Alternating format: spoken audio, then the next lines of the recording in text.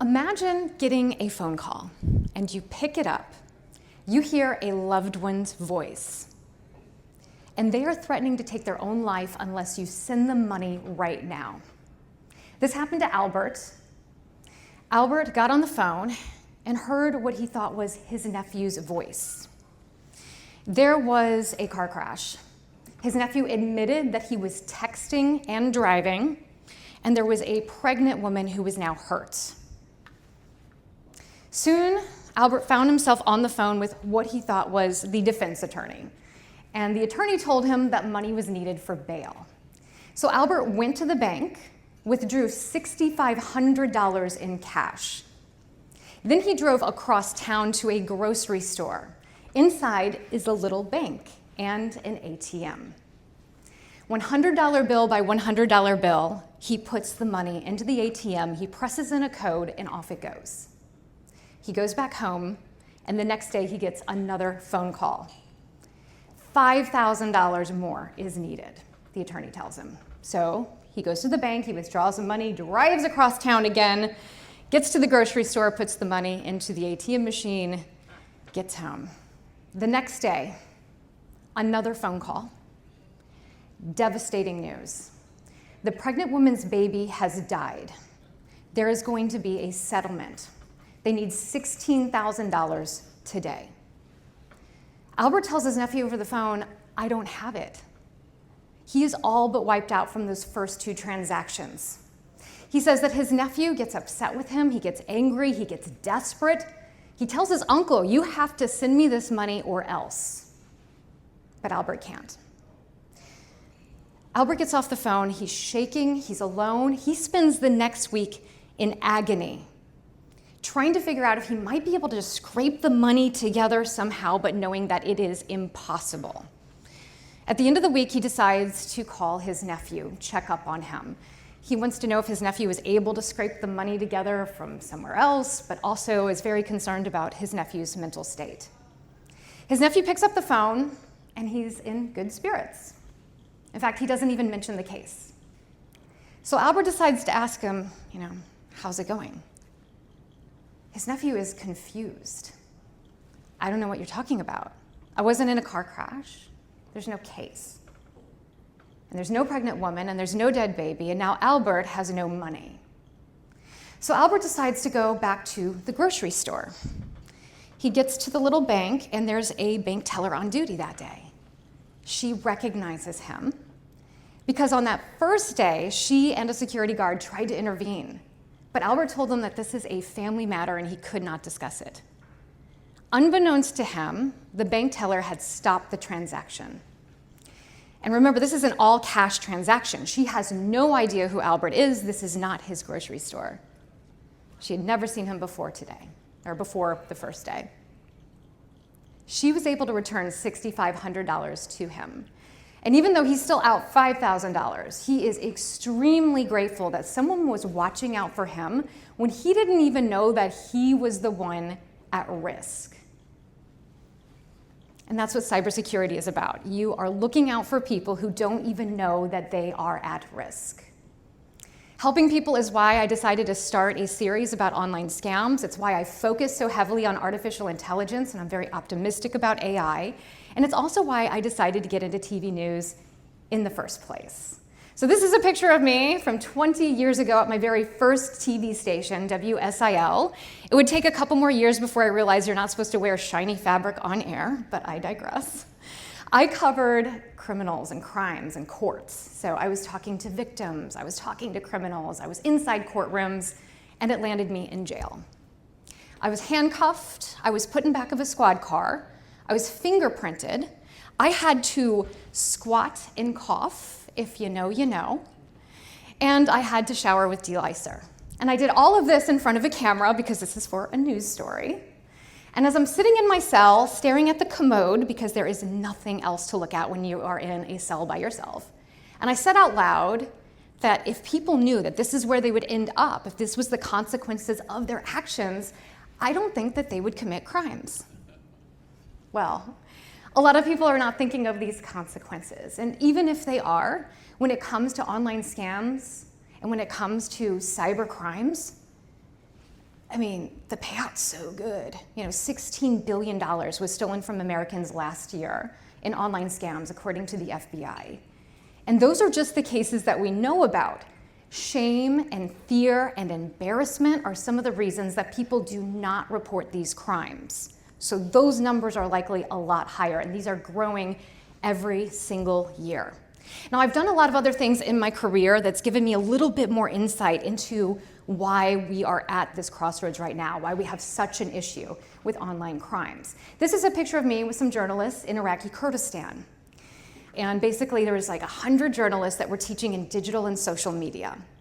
But we are also making sure that they are trained in case they have to go live in the middle of a terror attack with bombs going off behind them. And they have had to do this. We now know that some of the profits from online crimes are going to fund terrorism, putting my friends at risk. When I went to India, I did a documentary on child survival, and I got a chance to see up close what extreme poverty looks like. This is one of the places I filmed. This is in Mumbai, India. You are looking at the city dump. Those structures are people's homes, the ones that are made out of tarps. Inside are just things that they could find that other people threw away, and that's how they furnish their home. And when I say families are living here, families with kids, including young children, they're doing whatever they can to survive. And this is the story that I thought about 10 years later when I got a chance to interview a reformed romance scammer from Nigeria. When I asked him why he decided to become a scammer, he said it was because he was trying to keep his family afloat. It was all economic. There were a lot of issues happening in the country at the time, and it was either put food on the table for my family and make sure they're surviving, or not. We also know now that some scammers don't have a choice. Now, this particular scammer, he goes by the name of Chris now. He works with a company that helps expose some of these tactics. But he had a choice about when he wanted to get out of it. I guess you could call him like an independent contractor, right? He was working for himself. But in some countries, especially in areas in Asia, there are people facing extreme poverty. They think that they're getting a really lucrative job overseas where they'll be able to make enough money for their families. And they follow all the instructions that their new employer gives them. And when they get to this other country, their passport is taken. They're told if they go to the authorities, that they're the ones that will be arrested, they will be prosecuted, and they will be imprisoned. They are forced to become scammers. So some of the scammers that are calling over here are victims themselves.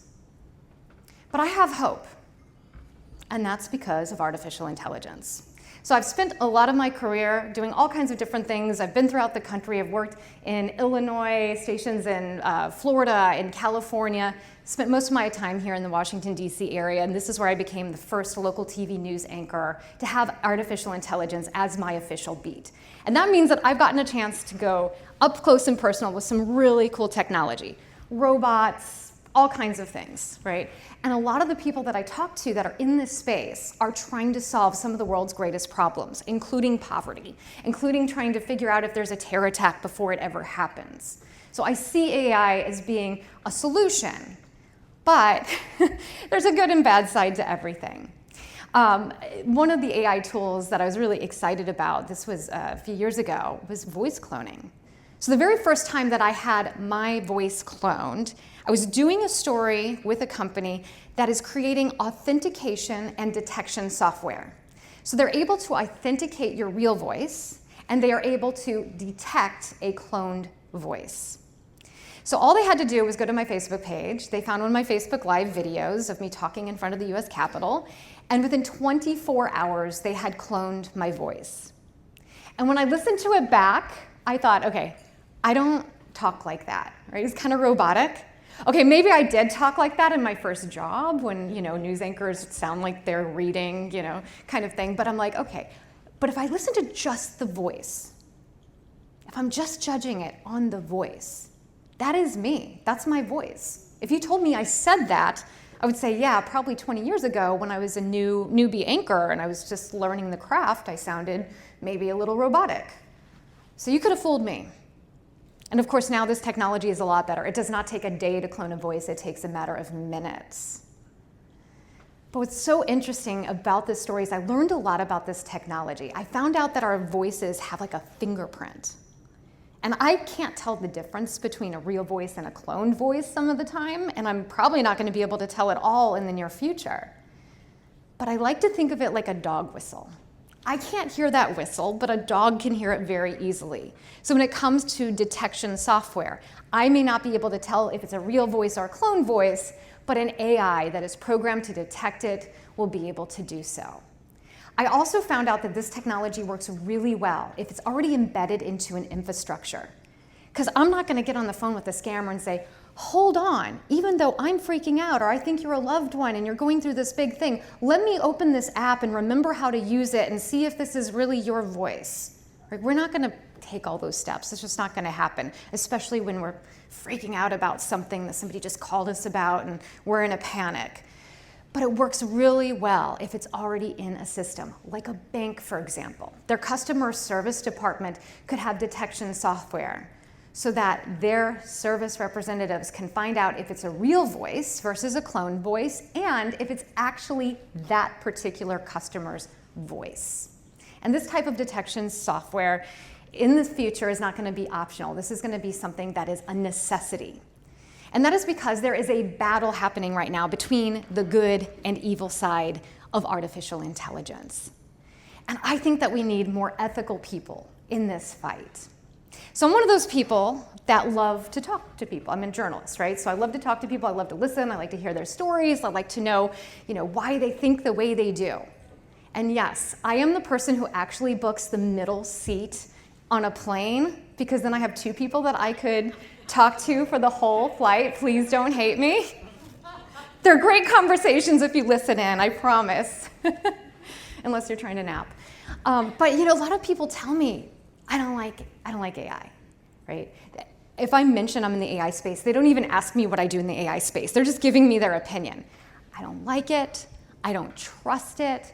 I will never use it. I hear that a lot. And I'm like, you have Netflix? Anyway, when I start to ask them a little bit more about why, what is exactly about artificial intelligence has you nervous? Or what part about it do you really dislike? They start to tell me what makes them upset about it. And I'm actually encouraged when I hear what they have to say. And it's because these are very ethical people that have real concerns about what the technology could do in the future. If they tell me they think that AI is cheating, it's because cheating is unethical. So they have values, right? That's a very ethical thing. If they tell me that they're afraid that it's going to take jobs, it's because they value human work. And that's very ethical. So if you think about it, these are the people who should be creating AI that's going to help humans, or just being in the room where it's being developed, where they could raise their hand and say, hey, this sounds really cool, but have we thought about XYZ? And maybe instead of focusing our efforts over here, we could focus them over here, and it would be better for humanity. We need these people to speak up. And there's a lot of different ways to go about it. So for me, I decided that I would speak up by being part of a red teaming event. And this one was put on by Learn Prompting. It's called Hack-A-Prompt. So it's not like a normal hackathon, it's Hack-A-Prompt. So we're basically trying to break an LLM, ChatGPT.